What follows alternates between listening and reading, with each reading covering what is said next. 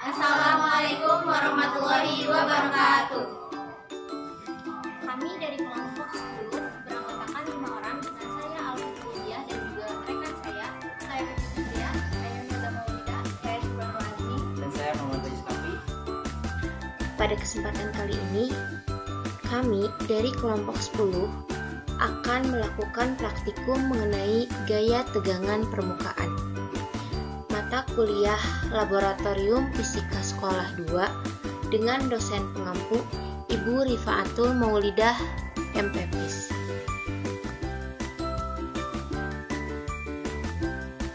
Tujuan percobaan.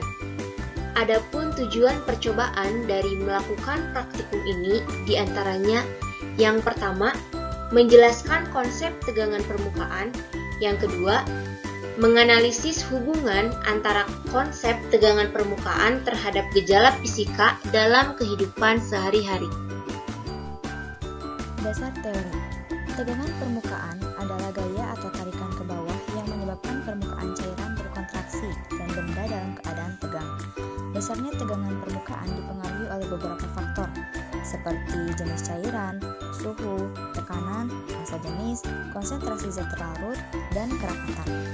Pengukuran dengan permukaan dapat dilakukan dengan beberapa metode, di antaranya 1. Metode Cincin-Denai. Metode ini dapat digunakan untuk tegangan permukaan dan tegangan antar permukaan zat cair. Prinsip kerja metode ini berdasarkan pada pernyataan bahwa gaya yang dibutuhkan untuk melepaskan cincin yang tercelup pada zat cair sebanding dengan tegangan permukaan atau tegangan antar muka. Kemudian yang kedua yaitu metode kenaikan kapiler.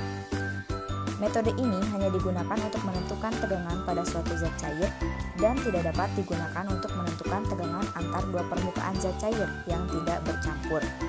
Metode kenaikan pipa kapiler merupakan metode bila suatu pipa kapiler dimasukkan ke dalam cairan yang membasahi dinding, maka cairan akan naik ke dalam kapiler karena adanya tegangan muka.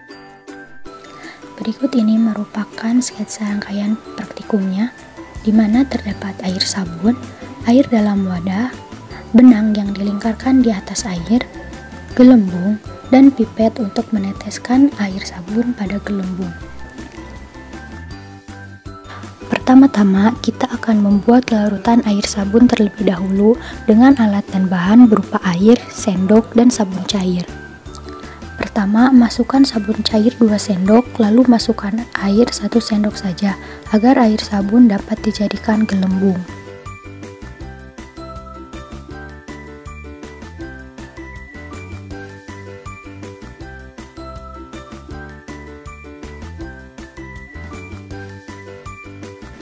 Percobaan pertama, kita masukkan benang ke dalam air, lalu ditetesi air sabun.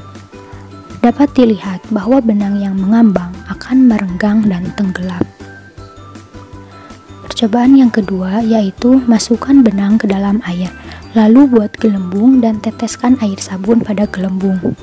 Tetesan air sabun akan melewati gelembung, kemudian benang yang mengambang pun akan meregang dan tenggelam setelah terkena air sabun.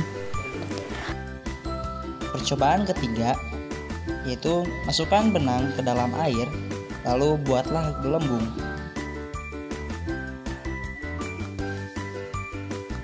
Dan simpan gelembung tadi pada benang. Terlihat juga bahwa pada saat gelembung mengenai benang, benang tenggelam. Percobaan tambahan, buatlah gelembung dan simpan di air.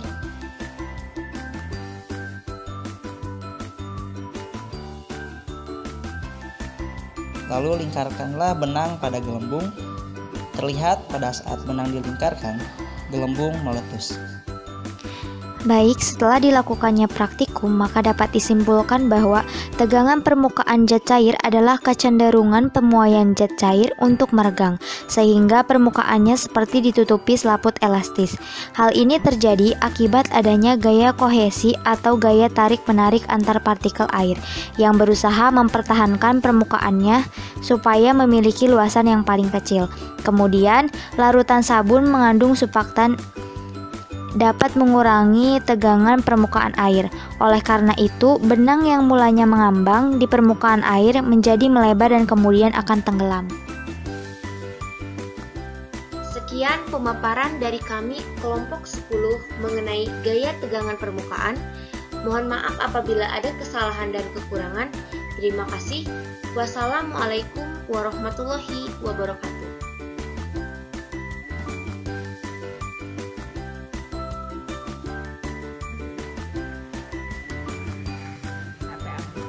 Gagal ulas sampai ke bawah tapi